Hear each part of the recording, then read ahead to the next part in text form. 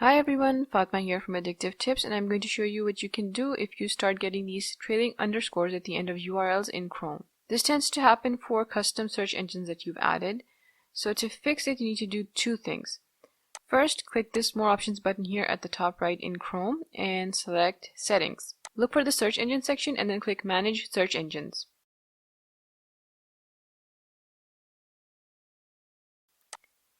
And you're going to be taken to a list of all the other search engines that you've added, and you're going to see every single one of those trailing URLs added here.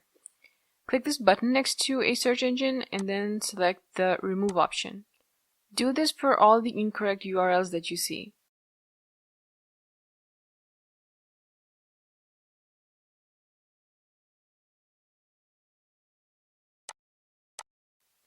After you've done that, click inside the URL bar in Chrome and start typing the name of the search engine. So I'm going to start typing AD for Addictive Tips. And it's going to pull up those same problematic URLs from your browsing history. So what you need to do now is you need to highlight them with your mouse and then tap the Shift plus Delete key. This is going to remove this particular URL from your history. Keep doing this until you no longer get these URLs.